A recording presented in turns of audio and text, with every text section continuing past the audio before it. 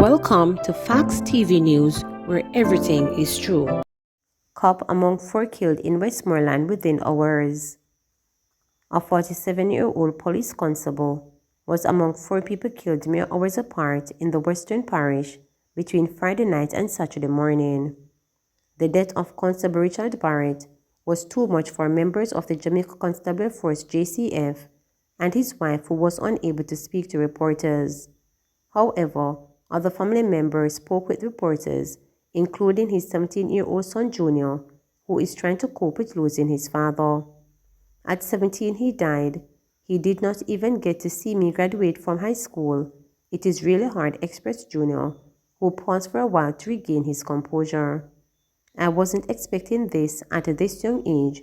This is a time in life where everyone has to pay their due, but I never expect that this one is my life, added Junior. The cop left the location around 6 p.m. Friday when he reportedly received a call from friends for them to meet and have a drink. Even though his bar, that has a restaurant attached, was closed on Good Friday, he went.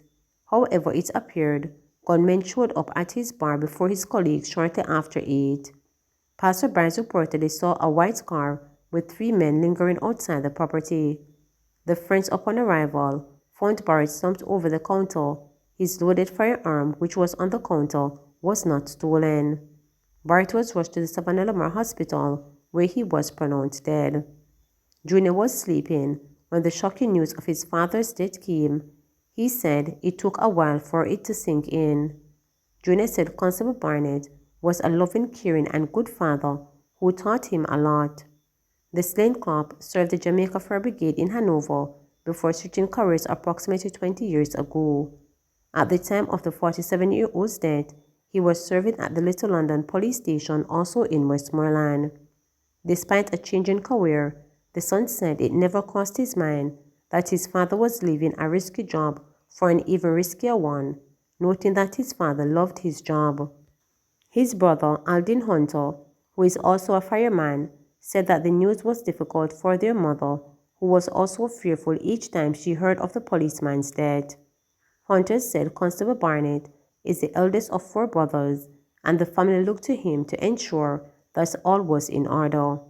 He is the peacemaker who everyone looks towards to ensure certain things are getting done, Hunter stated. Chevelle, Constable Barrett's stepdaughter, who worked at the bar, who was not around at the time of the shooting. Most of the times, things would get so scary. Crime, we would be there.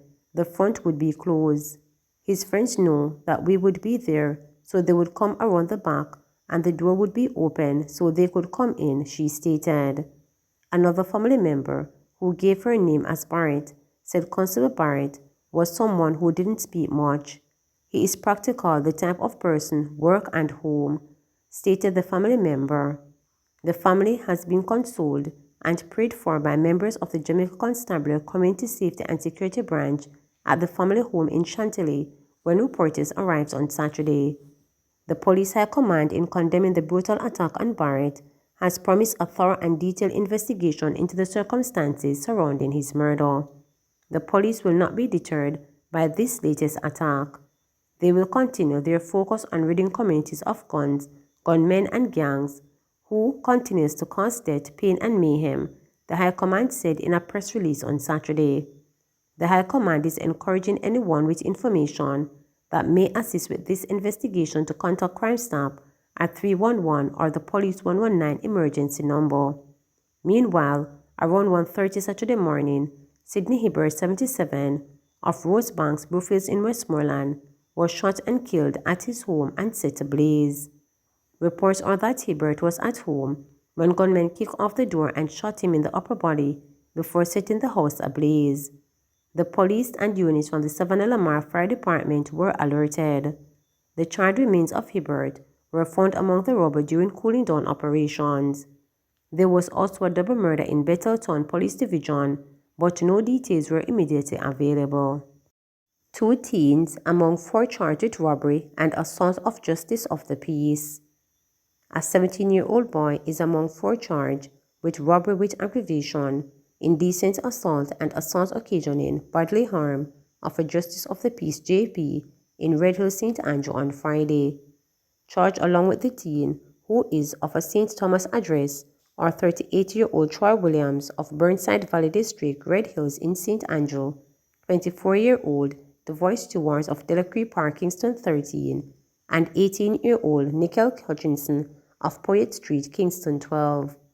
Reports from the police are that about 4:30 p.m., the JP went to the house of Williams to collect an item. He reportedly entered the premises, where he was robbed and assaulted by all four males. The accused then took the victim to a section of Red Hills Road, where they left him. The matter was reported to the police, and all four perpetrators were arrested and subsequently charged. Their court date is being finalized. Rasta charged with assault, shooting with intent. 46-year-old Garnet Laws, otherwise called Rasta, a former of Rosebanks, Content District, Westmoreland, has been arrested and charged following an incident in his community on April 11. Laws was charged with 2 counts of shooting with intent, 2 counts of assault at common law, and illegal possession of firearm. Reports from the Savannah Lamar police are that about 10 a.m., 2 men were sitting in a yard when Laws, who lives in the same community and known to the men, approached both men and brandished a firearm. It is alleged that Laws pointed the firearm at both men, then subsequently opened gunfire at them. The men ran and managed to escape injured. The police were alerted, and on their way they received information, which led them to conduct a raid at the home of Laws, where he was arrested. He was charged on April 16, following the recording of a statement from the men. His court date is being finalized. Foreign national charged with illegal possession of ammunition in St. James. 37-year-old St. Lord Williams of Woodbridge Drive in the United States of America was arrested and charged with illegal possession of ammunition following an incident at the Sangster International Airport on Saturday. Reports reaching reporters are that about 1:08 p.m., Williams was in the process of boarding a flight home when his luggage was searched at a security checkpoint. During the search, 1 9mm round of ammunition was found in the pocket of a knapsack. Williams was subsequently arrested and charged. His court date is being finalized. Montego Bay Metro in worse shape than JUTC, says Michael Phillips. Opposition spokesman and transport Michael Phillips has charged that the Montego Bay Metro Company is in worse shape than the Jamaican Urban Transit Company, JUTC. Phillips made the assertion during his recent contribution to the 2022-2023 sectoral debate in the House of Representatives. The Montego Bay Metro is described as a dedicated school and municipal bus service and, like the JUTC, is a state-run entity. According to Phillips, this company, which should provide transit services to general commuters, students and the elderly in St. James, Hanover and Trelawney and Westmoreland, is now down to an operating fleet at 6 buses from 17 when We the People's National Party left office. He noted that there was a plan to refurbish 3 units to bring the fleet up to 9 for the 2022-2023 fiscal year, but argued that this was still a drop in the bucket because Montego Bay Metro needs a fleet of 30 buses to be able to provide adequate seats in the western end of the island. How can an aging fleet of 6 or 9 buses serve the students in these 3 parishes? Philip asked. Even with 17 buses, there were challenges. Now with 6 units and the same indiscipline as in the KMTR, Kingston Metropolitan Transport Region, what does the government propose to do for these commuters? He asked further. The opposition spokesman said the Ministry of Transport needs to deliver a plan to restore the company and its services to meaningful and acceptable levels, as it was now a shadow of itself.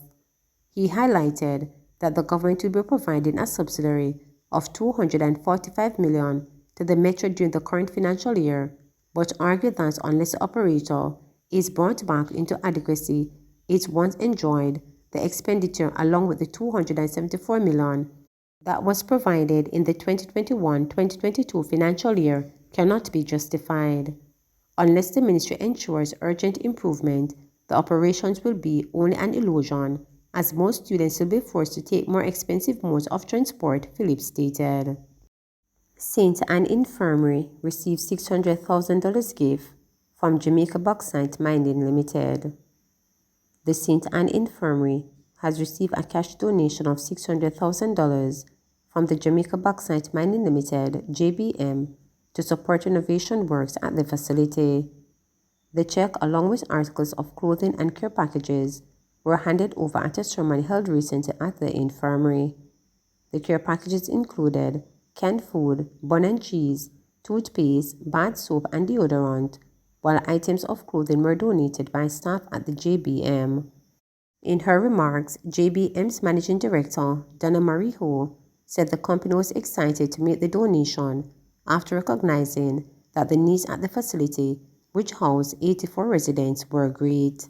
We feel that we have the fiduciary requirement to extend our profit and give back in an economical way. Giving back shows compassion, and what the infirmary has here is that they are working against a lot of obstacles, and the more that we can participate to lessen these challenges, it makes your job easier, and this is what we are here to do, she said. Declaring that the infirmary has been formally adopted by JBM, Ho noted that the entity places a very strong emphasis on our corporate social responsibility and will continue to lend its support to the infirmary in a bid to make the lives of the residents more comfortable. For the local municipalities, they are tasked with so many responsibilities, and it is a limited budget, and it can go far, so I believe it is our requirement to do what we can to help and enhance that benefit, she added. Meanwhile, Deputy Mayor of St. Anne's Bay and Chairman of the St. Anne Municipal Corporation's Poor Relief Committee, Councillor Dallas Dickinson, expressed gratitude to JBM for the gesture, noting that funds will help to improve the aesthetics of the facility. On behalf of the St. Anne Municipal Corporation and the staff here at the St. Anne Infirmary, I want to thank the Jamaica Bauxite Mining Limited for this very generous and kind contribution. The contribution will go a far way in helping us in many areas. The contribution of funding will go towards our building, she said. As we toured the building earlier, we have seen many issues that need to be solved and remedial work needs to be done, and the Bauxite Company has come on board with us to say, look, we have seen your needs and we are going to help, Dickinson added. For her part, matron at the infirmary, Iti Victor, said that the cash and care items will help in needs of those of the residents. We are overwhelmed by the support that we have received from the Jamaica Bauxite Mining Limited, and we know the gifts were received and the check will go a far way in enhancing the optimum care of the residents, so we really appreciate it, she said. Do not sell JPS shares during an energy crisis, Powell tells government. With the license for the Jamaica Public Service Company JPS up for renewal in 2027 and amid rising oil prices, opposition spokesman on energy Philip Powell said now would be a bad time for the government to sell its 20% shares in the company. Powell, who made the argument during his recent contribution in the 2022-2023 sectoral debate in the House of Representatives, noted that the point has been raised that the GPS license will come to an end in 5 years' time. The government must use its greater leverage to effect certain changes early in exchange for concessions that the company will need to remain viable with new license under a more liberalized regime, said Powell. He added that these negotiations should start now and be conducted in great earnest to effect some of the changes immediately. The government has again announced that it will be divesting its 20% shares into the JPS Co.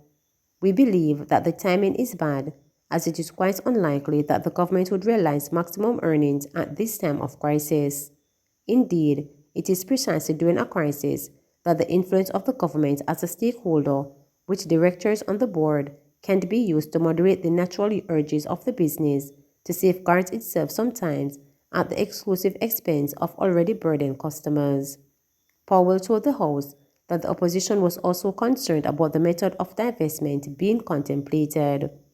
We note that even though the Wigton Wind Farm was successfully divested, the state intention of the government to expand and democratize the stockholding in the country has been achieved. Indeed, the the anecdotal evidence is that after a few months of the IPO initial public offering, large investors were able to gobble up the shares that were originally earmarked for small investors, he said. The opposition spokesman, who has been opposing the sale of JPS shares by government since 2017 for various reasons, said a more creative way has to be found to divest government assets to allow for deeper and more long-term participation of the wider society. For example, employee share owner ESOP options, he said.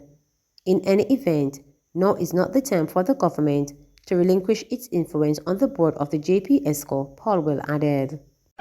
Please remember to subscribe, like, share, and click the notification bell for daily updates.